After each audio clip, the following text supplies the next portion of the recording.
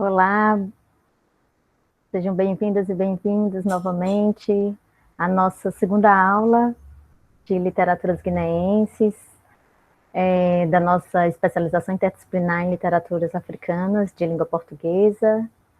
E hoje nós vamos estudar um pouco da literatura feita por mulheres na Guiné-Bissau, um pouco das mandioidades, das oralidades, um pouco dessa interferência no que Aldete Semedo chama de poesia moderna, tá? Então, hoje nós vamos estudar esses aspectos, e eu selecionei alguns poemas de Toni Checa, uns poemas da Aldete Semedo, para que a gente possa também já sentir como isso é pensado e realizado por alguns autores, né? Não é uma aula exclusiva só sobre mulheres, né? Mas para dar ênfase, né, nessa produção feminina. E eu trago Toni Checa e outros, né, vou mencionar outros escritores que já são objetos de estudo da Aldete Semedo, pelo fato de ter as mulheres, né, a criação das mulheres como objeto, a tradição das mulheres cantadeiras tradicionais como objeto de suas literaturas, né, numa oralidade pensada, recortada, reelaborada no tecido textual. Então, vou aqui apresentar o roteiro que eu preparei para a aula de hoje.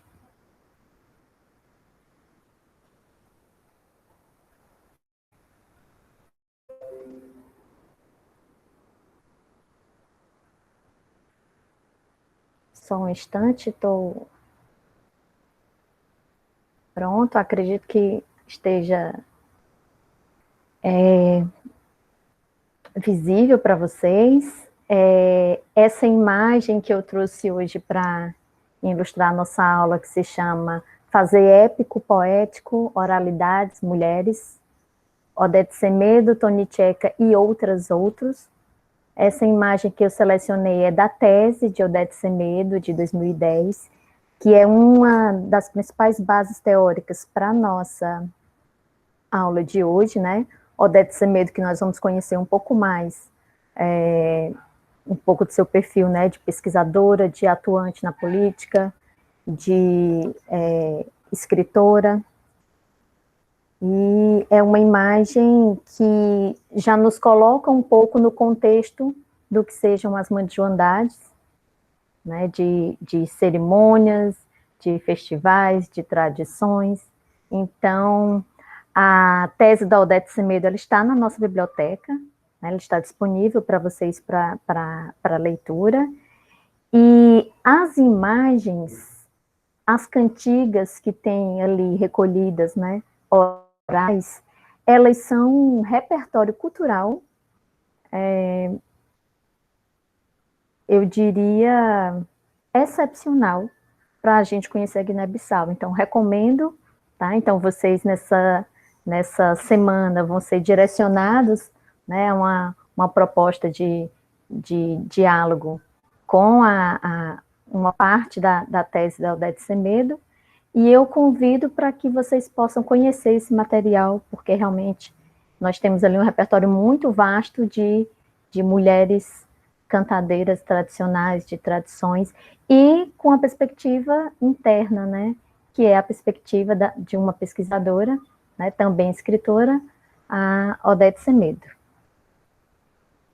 Então, acho importante, né, nessa aula, destacarmos, pensarmos aqui um pouco sobre qual é, né, essa presença, esse espaço de mulheres na literatura da Guiné-Bissau, que se costumamos, né, como conversamos na aula anterior, pensar em termos de escassez quando se fala em literatura escrita por mulheres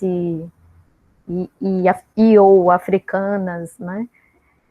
Se pensa em termos de escassez em literatura da Guiné-Bissau, imagine quando se fala em literatura escrita por mulheres na Guiné-Bissau, né? Então, o sentimento de que não há né? Há o sentimento de que as mulheres não produzem, não publicam, e que, obviamente, é um sentimento que está equivocado, né? Está muito mais ligado às possibilidades de acesso, sim, né? Então, de uma forma que se torna mais expandida nessa essa dificuldade, né, de acesso, de comunicação, de voz.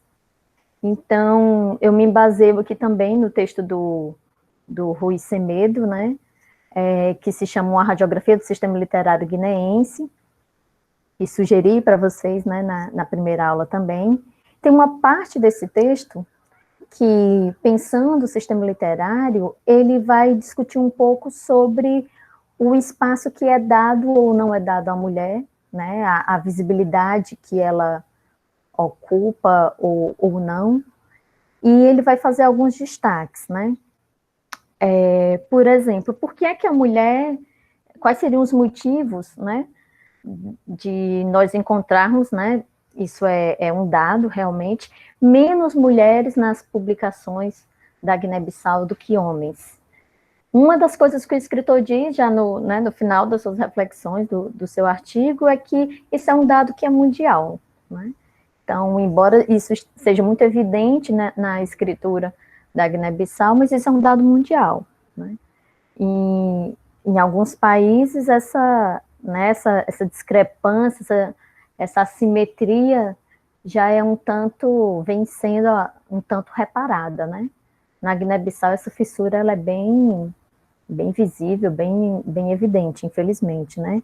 E aí ele destaca alguns aspectos, como, por exemplo, elementos culturais, elementos religiosos, divisão de trabalho, a formação política nacional que foi herdada do colonialismo, e, como disse a própria Odete Semedo, em uma aula aberta recente, o acesso das mulheres à escola, né? Então, você tem todos esses aspectos que, em alguns momentos, são parecidos, né, com as realidades da mulher em outros países.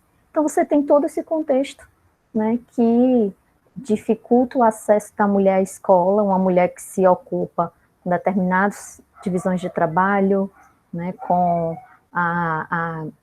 os filhos, né, com a casa, e mais ainda uma série de outros desdobramentos, né, culturais, religiosos, né, tradicionais. Então, algum desses elementos justificaria ela não estar presente. Isso nos faz questionar, né, os sistemas existentes que, de formas diversas, excluem, silenciam, né? E mesmo nessa cena de exclusão, de silenciamentos, eu pude levantar algumas, né, tenho levantado nos últimos anos, né, que estudo literaturas guineenses, algumas escritoras intelectuais que atuam em outras esferas que não seja da letra verbal para ser lida, mas na letra cantada, a letra cantada na música, na cantiga, né? Então fiz alguns levantamentos, né, ao longo desses últimos anos, e o Rui Semedo, trago alguns nomes que conheci através desse trabalho do Rui Semedo.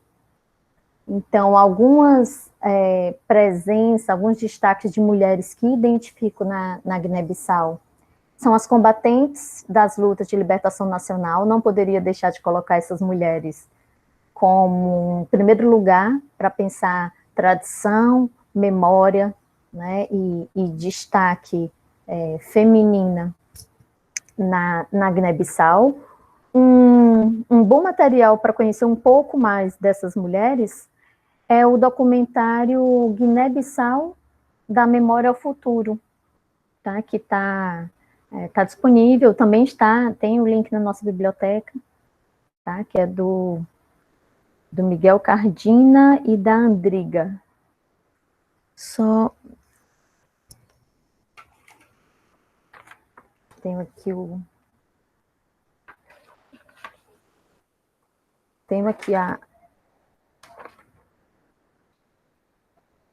enfim, queria o nome das... Bem, tem aqui, Diana Andringa. Tá, Diana Andringa. É importante, né? Uma aula sobre mulheres, que as mulheres constem com seus nomes e sobrenomes, né? Então, nesse documentário, dá para conhecer bastante sobre um contexto de guerras sociocultural da Guiné-Bissau e, inclusive, sobre algumas combatentes de luta de libertação nacional.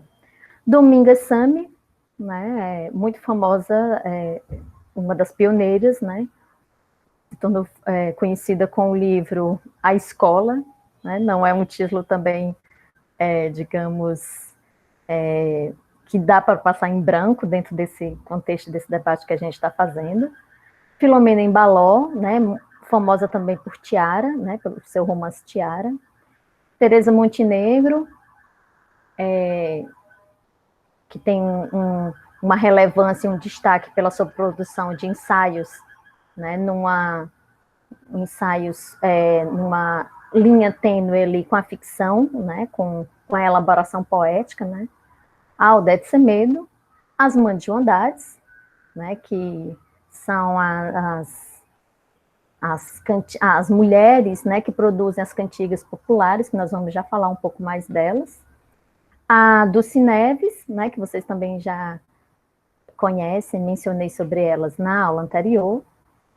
E algumas escritoras na diáspora, e eu destaco aqui escritoras universitárias, né?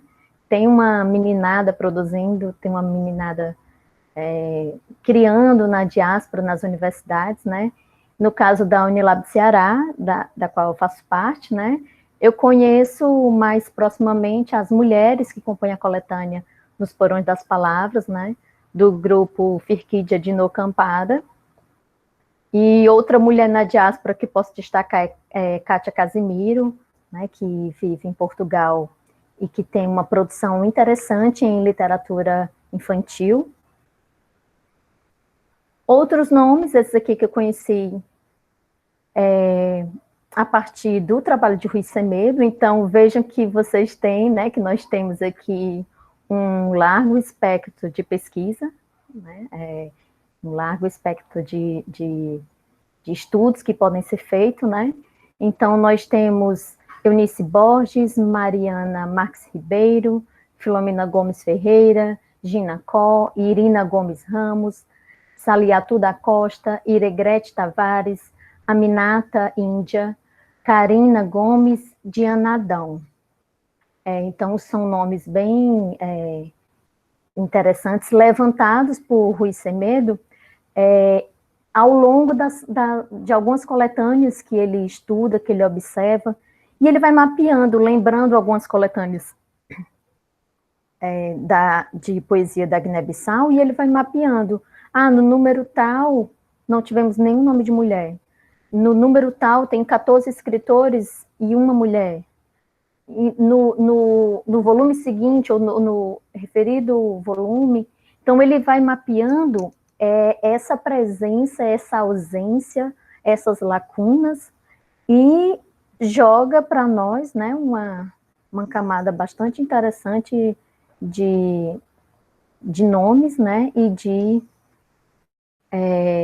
perspectivas possíveis de observar essa produção, né, que veio à tona. Eu acredito que seja a ponta de um iceberg, obviamente, mas que já é um ponto de partida interessante para que as escritoras intelectuais, as criadoras, de uma forma geral, estejam visíveis.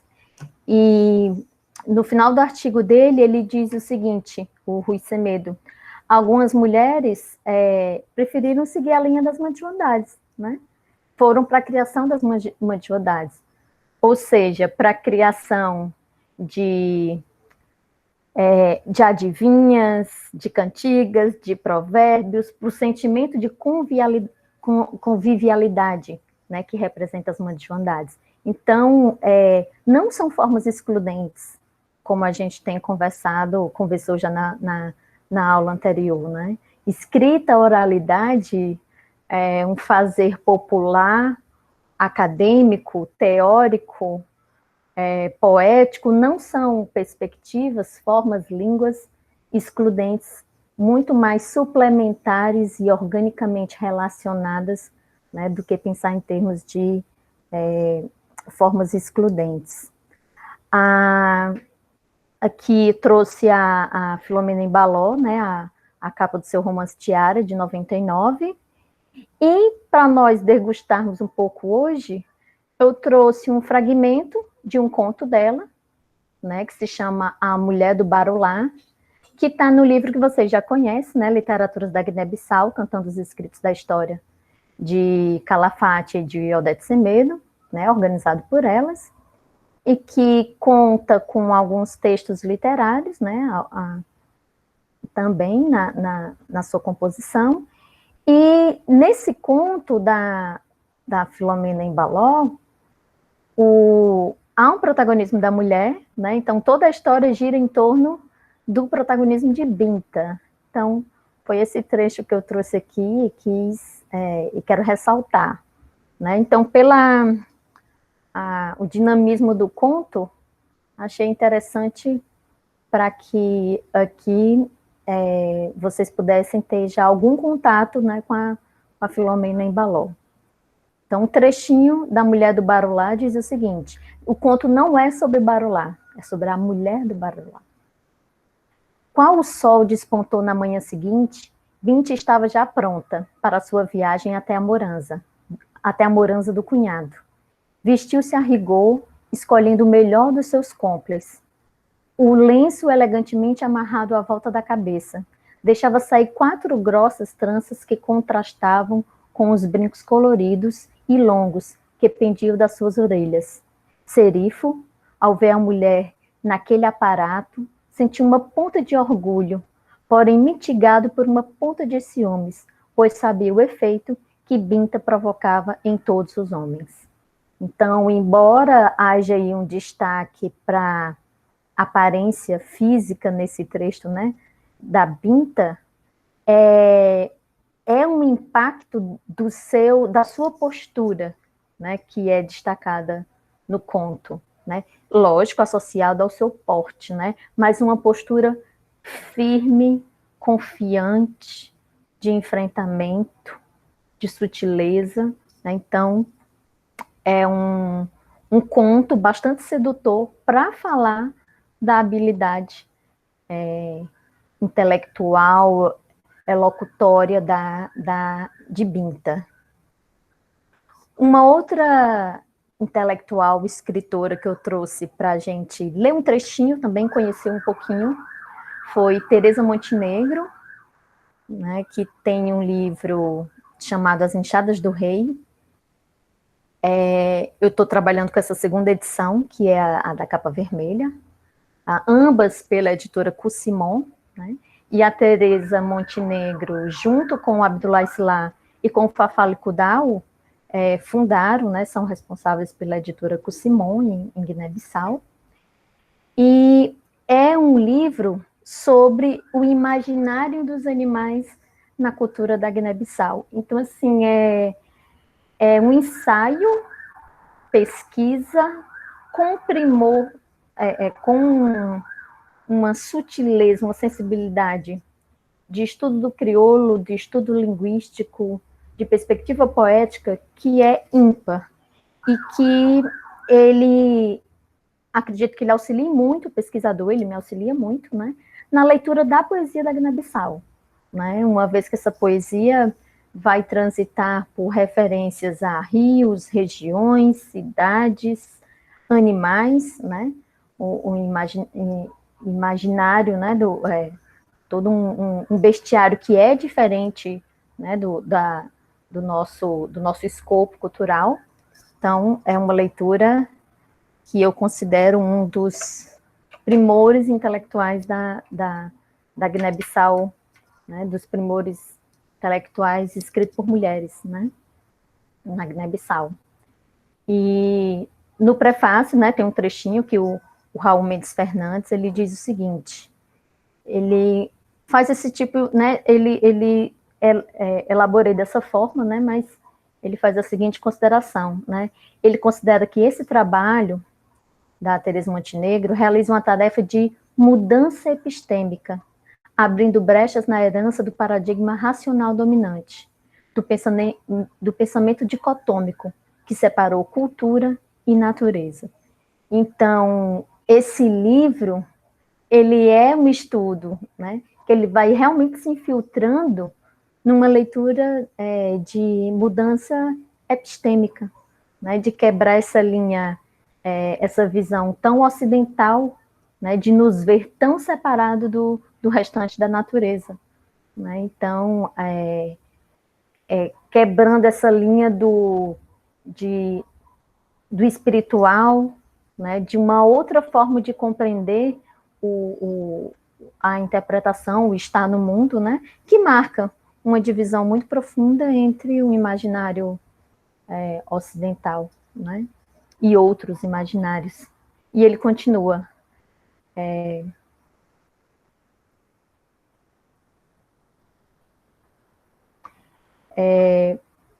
Abrindo brechas na herança do paradigma racional, né, dominante, do pensamento dicotômico, da violência simbólica que separou cultura e natureza. Aqui só um trecho completando, né, complementando o que ele já tinha colocado. E um trechinho do livro dela, né, em que ela diz o seguinte: fazendo parte das coisas do mundo, encontram-se as pessoas, os animais, as plantas, tanto umas como outros são seres vivos, dotados de espíritos. Aí ela coloca em criol, alma, em mandinga da Guiné, ni-o. Isso porque todos eles nascem, crescem, têm filhos, adoecem, envelhecem, morrem. Então, tem muito de crioulo nesse conhecimento que ela vai nos colocando. E o crioulo, né, que ela aponta aí escrito com C, é interessante, em que eu já posso fazer um destaque, né, nós conhecemos já crioulo, né, escrito com K, lembrarmos que o crioulo, né, da Guiné-Bissau não é uma língua sistematizada. Então, você vai ter essa flexibilidade de escritas, essa flexibilidade de perspectivas que, para o imaginário ocidental, né, acostumado com determinada forma de aprender línguas, né, no início pode soar como algo muito estranho, né, mas que com o tempo acredito que se torna uma perspectiva bem interessante de compreender um pensamento em fluxo, uma multiplicidade étnica, religiosa, uma vez que essas escritas diferentes estão muito associadas a isso, né, a imaginários étnicos, né, a grupos étnicos, grupos religiosos que escrevem de formas muitas vezes distintas.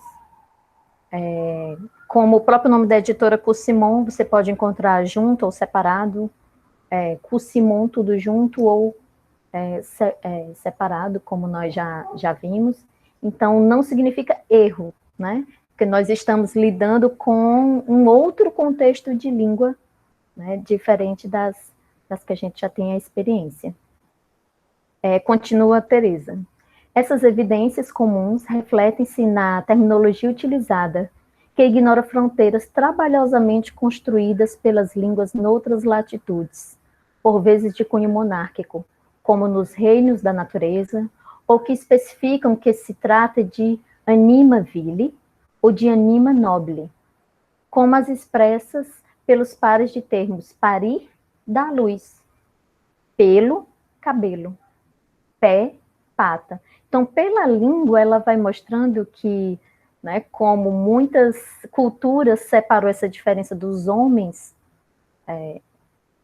e os animais, né, pela língua, então ela vai mostrar como pela língua o crioulo não separou essas instâncias, né, não separa. E aí ela conclui esse trecho, né, o termo que exprime simultaneamente ter filhos e dar frutos é, em crioulo e nas línguas vernáculas, o mesmo, padir, parir, né? E aí ser tão comum a expressão padida, né, na poesia, na literatura guineense. A Teresa Montenegro tem um outro texto, né, que ela continua estudando camadas, simbologias importantes para se ler a cultura, o imaginário simbólico, né, um contexto simbólico da Guiné-Bissau e a literatura da Guiné-Bissau, né? Então ela tem um texto, um estudo que se chama Fogo Manso, Fogo Bravo, igualmente nessa perspectiva poética, né?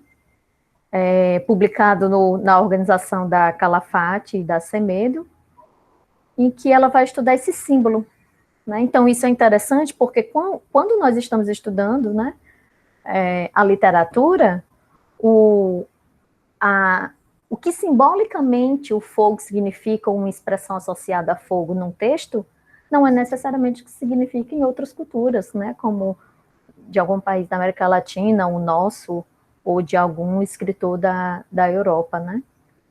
Então, eu considero, por isso que eu trago aqui como destaque, diante de outras estudiosos, intelectuais e escritoras bissau-guineenses que temos, marco aqui o destaque dela, né, para a importância que ela vai ter para as nossas leituras, né, literárias. Ela diz o seguinte: nas suas diversas manifestações, ora manso, ora bravo, com o tempo, o fogo foi deixando sinais impressos em registros escritos, em mitos e lendas, e em imagens veiculadas aqui pela expressão oral em crioulo guineense, a língua onde conflui os vários imaginários guineenses. É destes sinais acessíveis da sua presença que se pretende dar conta no presente texto, através de um vaguear diletante e sem rumo certo, por fragmentos de coisas escritas e ditas à volta do fogo na Guiné-Bissau. Então, olha aí o perfil dela de narradora, né? De quem está contando uma história à beira do fogo também, né? Ela rememora, ela vai falar do fogo, mas vagueando de forma amadora, né? Como quem conta uma história à volta do fogo, ao modo da Guiné-Bissau. Então, esse ensaio com feições bem poéticas, em que ela analisa esse símbolo caro, né, para a literatura guineense. E agora faço um destaque em um pouco da Odete Semedo, né, da sua relevância no contexto da Guiné-Bissau, ela que atuou algumas vezes já como ministra, é pesquisadora atualmente do INEP, é segunda vice-presidente do Partido Africano para a Independência da Guiné-Bissau e de Cabo Verde, doutora pela PUC Minas, né, em 2010, a tese que nós temos, né, que nós vamos estudar dela é fruto desse doutorado. Esse livro dela é acessível, fácil de ser encontrado, não em PDF, mas esse aqui tem de uma forma um pouco mais sintética. Ela acaba trabalhando algumas questões que também estão na tese dela, né, mas na proposta realmente de um livro introdutório, algumas questões da Guiné-Bissau, né, histórias, culturas, sociedades e literatura, né, como diz. E outras obras dela que eu posso, né, conferir destaque é Entre o Ser e o Amar, de 96, que vocês conheceram na primeira aula, Sonéia, Histórias e Passadas que eu vi contar, 1, de 2000, Gênia, de Histórias e Passados que eu vi contar, 2, também de 2000, No Fundo do Canto, de 2007, que eu trago aqui alguns poemas para a gente ler e analisar alguns aspectos daqui a pouco. Literaturas da Guiné-Bissau, Cantando os Escritos da História, 2011, que é esse livro, né, ela está como organizadora com a Calafate, né, que é um livro muito substancial, né, para o estudo da literatura guineense. E a tese da Semedo, né? Então, a tese da Semedo se chama As Mandijuandades, Cantigas de Mulher na Guiné-Bissau, da tradição oral à literatura. É uma tese muito, como eu disse, que traz um repertório cultural muito denso e raro. Então, a forma como ela detalha, como ela mapeia mulheres, como ela faz levantamentos de memória, né? Então, ela fotografa e coloca lá no final da tese as pessoas que comunicaram, que informaram, os informantes da tese. Então, é um levantamento de memórias, memórias vivas, né? Cantigas populares que só são cantadas em crioulo e que ela traduz. Então, é realmente um repertório inigualável de cultura e de conhecimento guineense. E na tese, ela vai estudar em específico a tradição das cantigas das mandioandades, né? Que são comunidades, né? São coletivos, não exclusivamente de mulheres, mas algumas podem sim ter, podem ser, ou que muitas vezes se separam, né? Quando você tem algum evento, alguma manifestação, né? Alguma roda, pode se separar mulheres, né, de homens nesse momento. É uma comunidade tradicional, é uma coligação, né, como se diria também em crioulo, ou seja, uma comunidade aberta, espontânea, oral, produtiva, tradicional, que pode estar presente em festas de casamento, que pode estar presente em situações, criando cantigas para explicar situações, para expressar situações, para fazer parte de rituais iniciatórios, né? Então, digamos, uma comunidade criativa, criadora, bastante complexa, né? Bastante forte, e que cria, né, que as suas criações são também chamadas, né, de suas cantigas orais, suas produções orais, são chamadas também de cantigas de dito, né, então repletas de provérbios, de sabedoria ancestral, de sabedoria oral e popular, né. E nas suas criações, as suas criações são acompanhadas de manifestações, de instrumentos, de performance, e no qual identificamos encenação de vozes, né? Atuação, em que você encena a voz de alguém, dramatiza uma situação, dramatiza um determinado tema ou questão, né, que seja importante para a comunidade, dá vazão.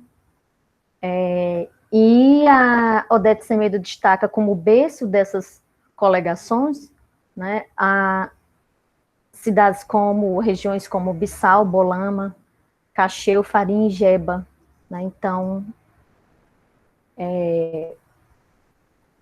ela destaca que os ritos, né, que acontecem, ou as festas, né, que acontecem em torno, ou com as mandioandades, estão repletas também de alguns símbolos, como a cabaça, né, que é realmente um símbolo muito importante para a cultura da Guiné-Bissau e para as mandioandades e para a poesia da Guiné-Bissau.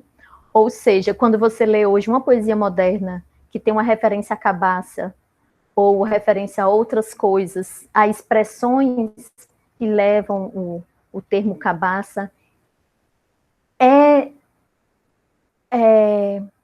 muito provável que esteja se referindo às mandioandades, né? Então, cabaz, né, como se escreve em crioulo, é, portanto, uma referência muito forte, né, quando encontramos isso num romance, né, num conto, num texto poético, numa peça. Então, são muitas as cerimônias, como eu falei, são muitos ritos possíveis em que elas possam estar presentes. São muitos os cânticos, né, são muitas as criações, e que os objetos, como a cabaça e o pano de pente, né, um pano tradicional, ritual, produzido no tear, se tornam objetos operadores discursivos, como ela diz tão lindamente na tese dela, né? São objetos sagrados, ritualísticos, que fazem parte de uma performance cultural tradicional feminina e que se tornam operadores discursivos, né, operadores de sentido, porque muitas vezes o formato da cabaça se torna metáfora, né, os sons da cabaça se tornam metáfora, porque a cabaça também é usada como instrumento musical nos rituais, nos encontros, né, com a tina de água, a cabaça e palmos, né, você tem os palmos que você usa com a cabaça numa tina cheia de água, né, como um instrumento de som para esses momentos rituais. Todos esses detalhes com fotografias, você tem na tese, né, eu não coloquei aqui para que não ficasse tão... que não ficasse impossível da gente aqui poder ter outros desdobramentos, né? Já que na tese você tem esse apanhado também de fotografias que é muito relevante para nós, né? Com a fonte bem referenciada, como é Aldete Semedo, né? E muitos desses rituais também são oferendas aos irãs, né? As entidades que são umas das entidades sagradas, né? Existentes na Guiné-Bissau. E eu trouxe aqui um exemplo, né, de uma cantiga de dito da Fanta Barros, né, de uma dessas participantes, né, que a gente poderia chamar de Mandjua, né, que tem as duas versões, né, a maioria delas, como eu disse, traduzida pela própria Semedo, né, no texto, e a cantiga diz o seguinte: o que é isso? Né? Título da cantiga. O que é isso? O que é isso no meu peito? No meu peito? O que está dentro do meu peito? É mais que a minha cabeça. A marfanha maltrata os meus sentidos e amarra, ou estrangula, né, a minha fala. E o coro canta: oh, o que é isso? Oh, o que é isso? No meu peito, o que é isso? Né? Então, veja que você tem aqui um canto, um coro, né? Você tem aqui uma demanda também que está sendo expressa, né? Uma amargura, uma angústia coletiva, às vezes sobre uma questão que acabou de acontecer na comunidade e precisa, né, ser relatada, às vezes pode ser de uma história antiga, essa cantiga pode ser parte de uma narrativa maior, né? Então, só para vocês terem uma noção, e que na tese da Semedo, você tem várias, né, com bastante detalhamento que você pode acompanhar. Ao longo da tese, né, então, depois de fazer esse apanhado histórico, referências, de trazer materiais, fotografias, levantamentos sobre esses símbolos, então, ela se dedica a estudar como 3 poetas em especial, 3 poetas que ela chama, né, de modernos, utilizam essas matrizes, né, essas metáforas que estão tão presentes, as principais metáforas, os objetos, as simbologias, tão presentes nas cantigas populares, né, das mulheres da terra, como alguns escritores utilizam isso na sua poesia. São homens, né? O material que ela tem disponível para essa análise em poetas, né, publicados, né, Toni Tcheca, o Nelson Medina e o Carlos Edmilson Marques Vieira. Então, são esses 3 em específico que ela vai dedicar a analisar a presença dessa oralidade, dessa tradição, em alguns de seus livros, em algumas obras específicas, né? E algumas das metáforas que ela vem ao longo da tese analisando e que vai se ocupar em analisar na poesia desses 3 nomes também relevantes e conhecidos da Guiné-Bissau, ela destaca a metáfora do tempo, metáforas como a da noite, a da insônia, né, então, que são muito recorrentes, né? Então, as mulheres que esperam seus filhos vindo da guerra, que cantam sobre não poder dormir, né, que à noite vela a espera ou vela a dor. Então, a noite, a insônia, como metáforas que estão presentes na tradição, estão presentes também na poesia de escritores atuais. Metáfora dos panos de pente, né, justaposto, porque os panos de pente eles são feitos como tiras justapostas, né, como ela explica na tese e traz algumas imagens, instrumentos, muitas onomatopeias e sonoridades da tradição. Então, ela vai estudar como onomatopeias que estão presentes na poesia desses escritores conseguem recuperar sons lá da terra, né, sons da tradição, sons do trabalho, do pilão, das mandiodagens, das mulheres que trabalham, sons que estão ligados a todo esse contexto, né, local, popular de trabalho e de vida. E aqui eu trago, né, o livro que ela analisa em específico, né, ela analisa alguns poemas de Noite de Insônia na Terra Adormecida, do Tony Checa, além dos outros, né, como eu mencionei, mas aqui, por uma questão de recorte, eu trago só o Tony Checa, para que a gente possa também ler alguns poemas dele, conhecer um pouco mais os poemas dele, o que ela observa com relação, ou observaria nesses casos, com relação ao poema dele, né? Tony Checa nasceu em 51, é um escritor também de destaque atuante da Guiné-Bissau, né, que é o Antônio Soares Lopes Júnior, mais conhecido por Tony Checa, né? E esse seu livro, né, foi publicado pelas edições Quebu, né, que vocês já conhecem, a mesma coleção do Entre o Ser e o Amar, né, que publicou Odete Semedo, também em 96, vejo, né, que é do mesmo ano. Livro escrito em 87, publicado em 96, né? Então, veja que é uma questão interessante sempre para nós pensarmos a ideia de vida, de sistema literário e essas dobras. Aqui tem outros 2 livros dele, né, dos quais eu selecionei poemas diferentes que não estão no trabalho de tese da Semedo, para que vocês tenham acesso, né, a outros materiais, a outras informações possíveis também, né, de pesquisa que vocês podem realizar. Então, o primeiro de 2008, o Guiné Sabor que Dói, e o segundo de 2015, Desesperança no Chão de Medo e Dor. Eu lembro que as primeiras vezes que eu li literatura guineense, o sentimento que eu tive foi de uma literatura, um sentimento que eu tive foi de tristeza, né? E o título do Tony Checa dá bem essa conotação, né? Desesperança no chão de medo e dor.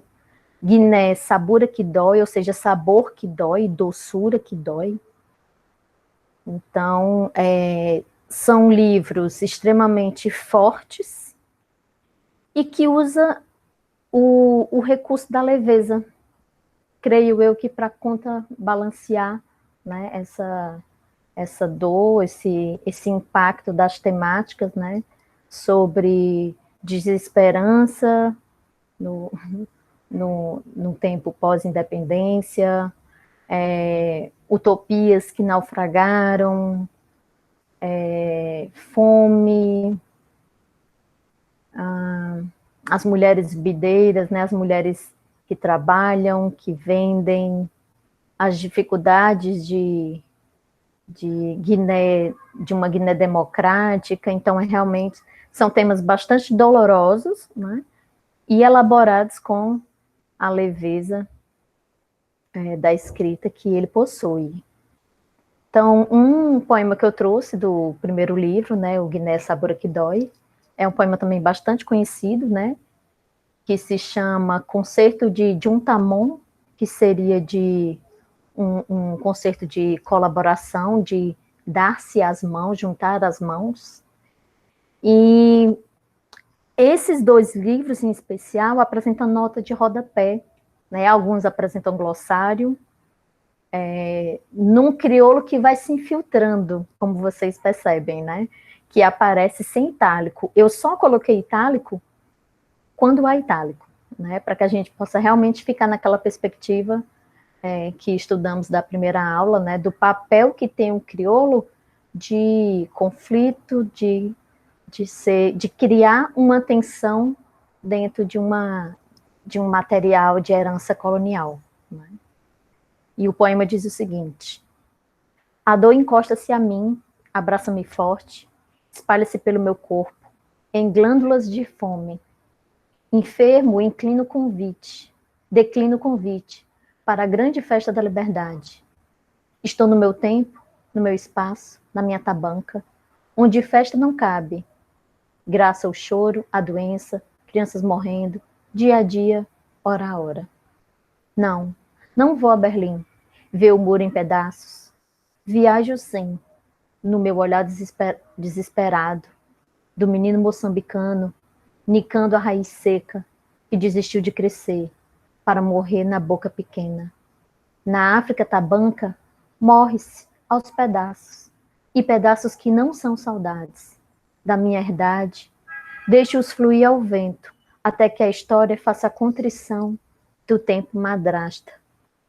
Mas se amanhã levantarem um cerco, que nos tolhe o sol, prometo que levarei os nossos sicós, os nossos tambores, os nossos digidius, e com os vossos pianos e sax, dançaremos na voz de Sinatra, Pavarotti, Nina Simone, Miles Davis, no cume da estátua da liberdade. O batuque terá o sabor das pedras ontem feitas muro, e de cada pedaço de vergonha caída, nascerá um tambor para o concerto de John Tamon.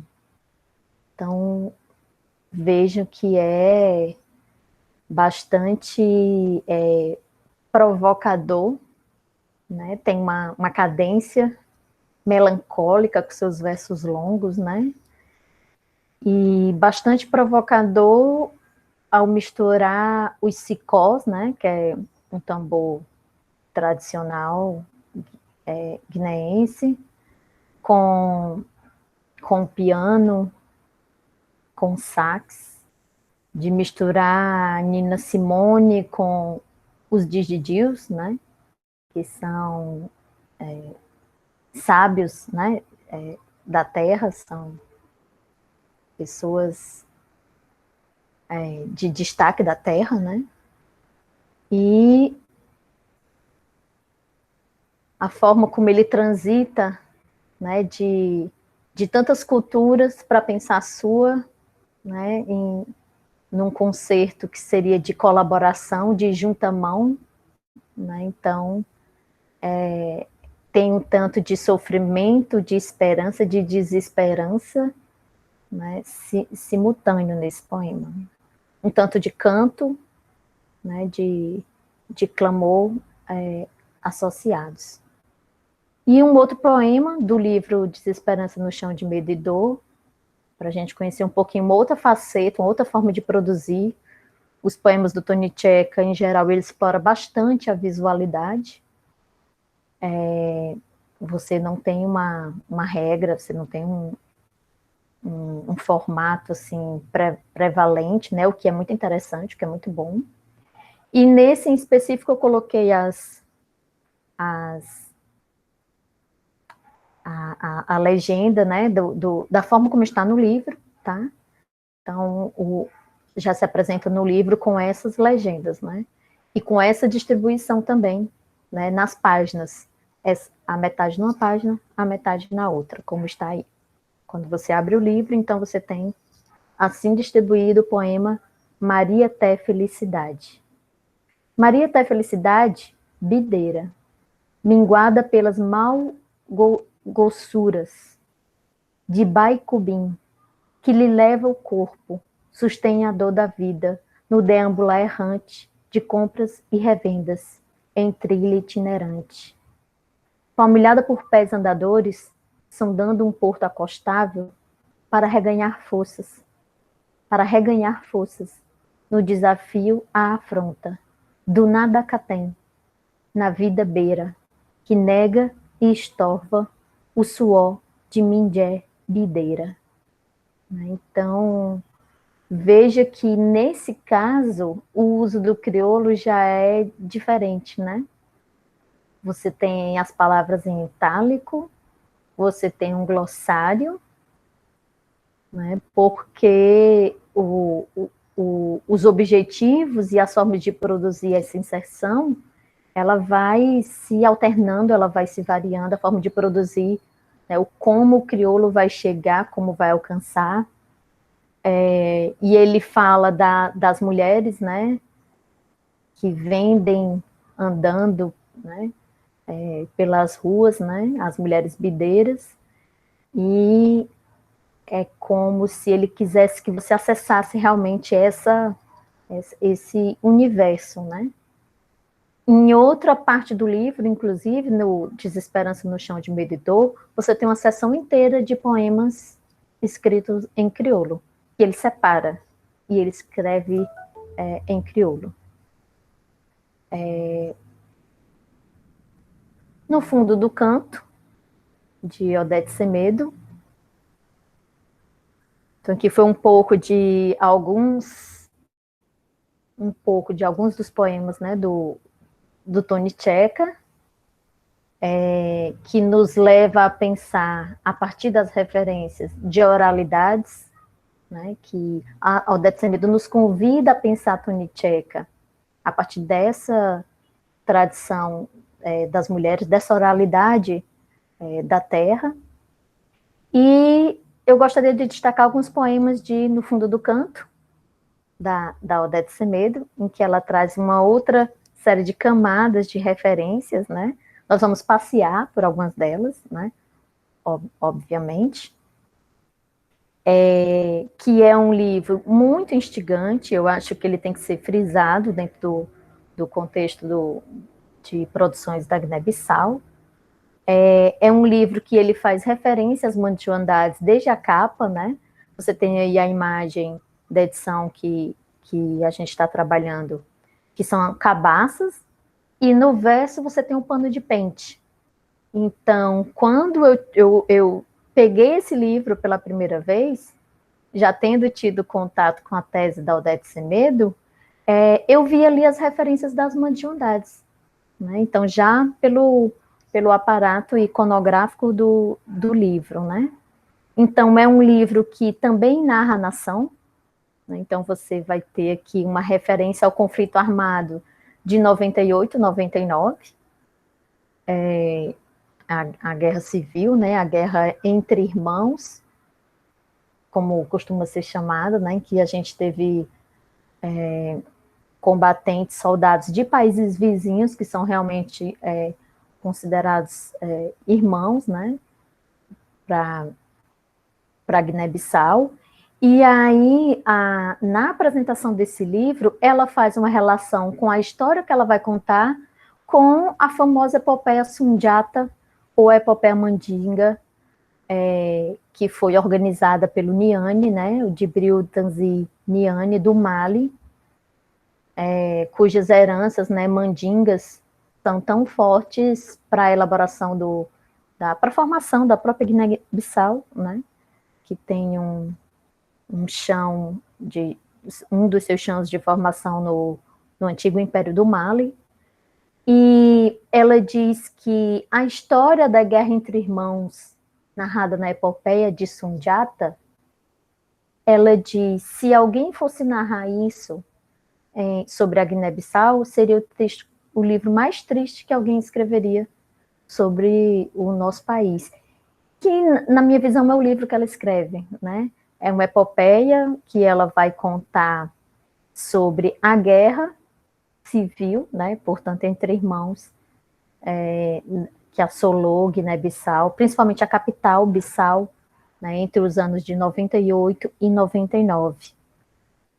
E esse épico também, esse texto, pelo fato de ser um épico, eu já identifico assim como eu identifico uma hegemonia aí, um enfrentamento das hegemonias discursivas, porque assim como a Dominga Same, né, escrevendo sobre tabus, sobre escola, ou a Teresa Montenegro também deslocando uma episteme ocidental muito racional a trazer o imaginário mais integrado, né, aos animais, à natureza, uma visão mais inteira, né, e menos racionalizada, né, da compreensão das coisas, a Odete Semedo, ao escrever Epopeia, já está deslocando uma tradição que era muito masculina, né, exclusivamente masculina.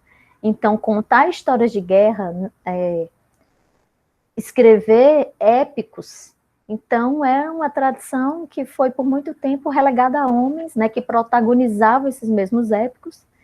Então, ao escolher a linguagem épica, você já tem aí um corte também, uma mudança epistêmica que ela provoca, que ela promove, né? E a Cristina Ramalho é uma das bases interessantes para esse estudo, né, que eu tenho em alinhamento quando estou estudando essas e outras epopeias escritas por mulheres, né, epopeias contemporâneas. Um dos trabalhos que eu recomendo, que eu utilizo, é Elas Escrevem o Épico, né, da Cristina Ramalho, em que ela vai destacar essa força contra-hegemônica presente nessas narrativas femininas épicas. E aqui um pouco da estrutura de No Fundo do Canto, que os poemas podem ser lidos, né, como todo épico, né, o poema pode ser lido individualmente, e lido na sequência, você tem acesso ali a uma narrativa que vai crescendo, né, uma narrativa triste, profunda, de guerra, de dor, né, com muitas referências, como é próprio do texto épico, né, bastante cifrado, né, da primeira vez que eu li, a sensação que eu tive também foi de impacto, tristeza, e ao mesmo tempo muita suavidade, né, então muita leveza para contar sobre tantas dores, né. E o livro está dividido nessas partes, no fundo, é como se fosse uma dedicatória ou uma invocação, se a gente pegar aqui o modelo, né, dos épicos existentes, e essa parte é dedicada a Amilcar Cabral. Depois nós temos uma parte chamada do Prelúdio, que eu trouxe um poema dessa parte para a gente ler.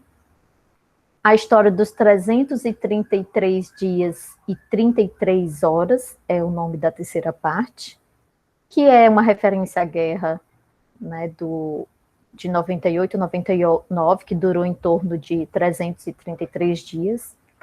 Acredito que o restante seja ênfase, né, para a duração do 3, ou para essa duração da guerra, de dor, né, todo dia, toda hora, né, contada ali, como se alarga, né, um tempo realmente que se alarga. Outra parte que se chama o Concílio dos Irãs, né, da divindade, é uma cena de tribunal em que as divindades vão se reunir para julgar a capital Bissau, né, como se ela é culpada ou não pelo que está acontecendo com seus filhos, né, os seus cidadãos. E a última parte que se chama Os Embrulhos, dividido em 3 partes, né, primeiro embrulho, segundo embrulho, terceiro embrulho, que é também rico em imagens, né, iconografia, em que, numa dessas partes, que Nebissau, depois de julgada, depois de ultrajada, depois de se abater e se levantar, né, então ela vai responder, e ela vai ser levantada pelas suas referências locais. Então, um poema que eu trouxe, né, o primeiro poema do livro, que se chama O Teu Mensageiro, que tem a versão em crioulo, que é o Cholon Nadur, né, o mensageiro.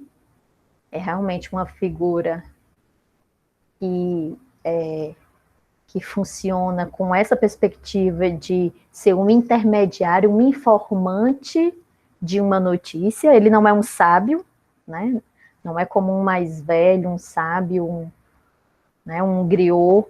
Ele é um informante de uma notícia, né? E aí a voz poética do livro, no início, se coloca, portanto, como, né, assim, como um informante, um narrador daquela história que tem para ser contada, né? Como é comum da gente ouvir dos épicos, né? Ler nos épicos. Lembrando que a Odete Semedo, ela destaca, e a Cristina Ramalho também, teoricamente, né? Ela destaca o como foi também estabelecido dentro de um cânon literário, muitas vezes, o gênero épico como sendo um gênero nascido na Europa, né?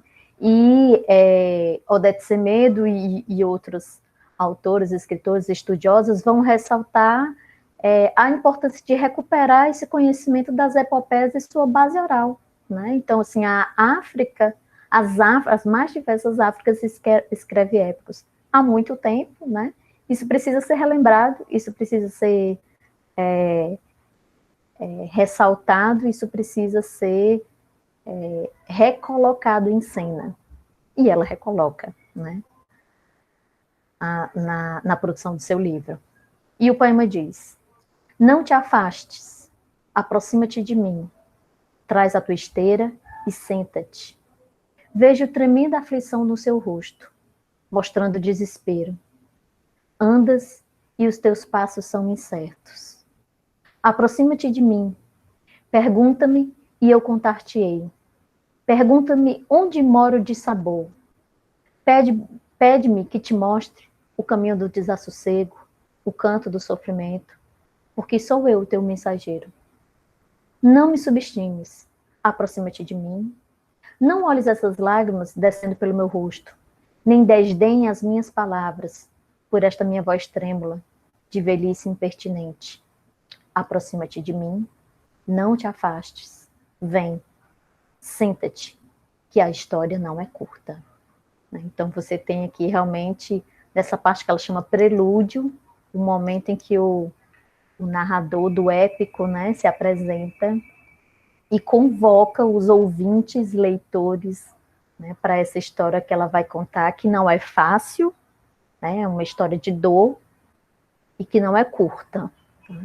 É uma epopeia, então você precisa se sentar para ouvir.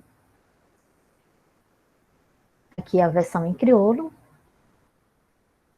E, por fim, né, do meu recorte, né, mas, como eu disse, são recortes que passeiam, né, por uma série de materiais que eu estou recortando, né, mas que vocês devem ter percebido o quanto que há de elementos e questões, né, que podem ser desdobrados a partir dessa aula, que pode provocar para vocês pesquisas, né, e caminhos específicos, né.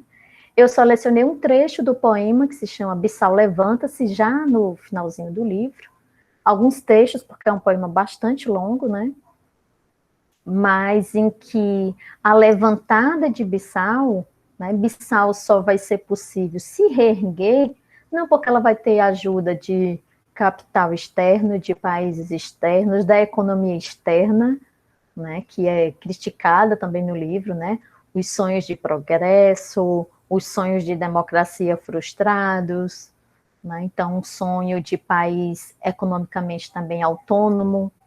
Então ela só vai se levantar porque a tradição espiritual, simbólica, a tradição das referências sagradas vão levantá-la. Né? Então são os animais sagrados de cada linhagem, de cada etnia, né? São os deuses sagrados de cada linhagem, de cada etnia, que vai fazer com que ela se levante. Então, o levantar vem de dentro.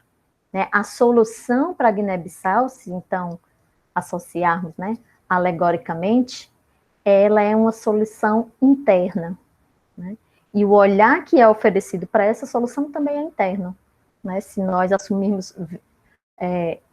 portanto, a perspectiva, né, da escritora que fala, né, sobre essa solução possível, né?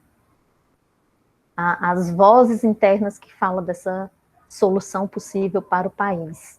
E alguns trechinhos, né, do poema dizem o seguinte: Bissau escutou a sua irmã Guiné, viu os embrulhos abrirem-se ante os seus olhos, ouviu o discurso proferido por um corpo sem cabeça, lutando contra a morte. Sozinha não era capaz. De repente, outras mãos fizeram-na levitar. Mãos da Guiné sentiu-se leve, como lã de polão. 3 onças de ar feroz, o porco formigueiro, matuto, a lebre astuta, o macaco ágil, o abutre persistente, a cabra do mato elegante e veloz, o lobo matreiro e tenaz.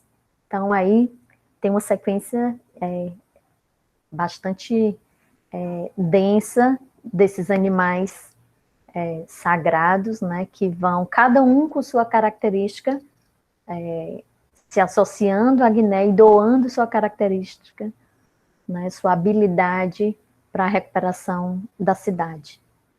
De mãos juntas, os irãs pediram mais força e mais vigor, invocaram todas as energias, do alto às profundezas do mar, e o chão foi abençoado. Né? Então, já está quase no final do livro, quando, portanto, essa solução é apresentada. Nós temos outras simbologias de esperança, né, que encerram o livro. Então, também na perspectiva do épico, a cada poema, a gente vai identificando referências ao argumento mítico, né, próprio do épico, aqui com as divindades, os animais sagrados, um argumento histórico, né, no caso aqui de Odete Semedo, nós temos a guerra, né, a guerra civil, que assolou o país, né, ainda traumatizado com as guerras de independência dos anos 70. E então nós temos aqui, ao longo do livro, referências às mandioandades. Tá? Então é um épico que as referências a tradições estão todas lá.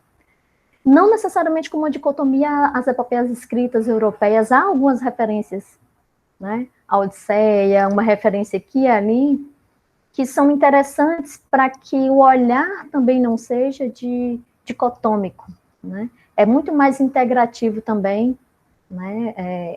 Esse olhar de Odete Semedo, né? Que se dá pelo uso da língua portuguesa, integrado ao crioulo, também para pensar esse gênero épico, problematizando muitas camadas, como são devidas, né? E, portanto, assim como outras mulheres, que hoje, né, podemos abordar rapidamente, usam uma literatura que vai fundo, né, para quebrar realmente hegemonias discursivas, epistemes violentas, né, construindo outras vozes, outras epistemes possíveis e outras possibilidades, né, outras perspectivas discursivas, né. E para vocês, né, eu deixo aqui esse poema a partir do qual eu proponho um fórum, né, para que esse debate possa ser continuado ao longo dessa semana, né, por todas e por todos vocês, num fórum, né, debatendo alguns elementos que nós discutimos aqui hoje e também dando uma atenção especial a esse poema, né, que se chama Sons que se fizeram ouvir, de Odete Semedo, presente no fundo do canto, e espero que vocês façam um bom debate, uma boa conversa a partir desse poema e do que foi discutido hoje. Então, deixa eu encerrar aqui a nossa apresentação.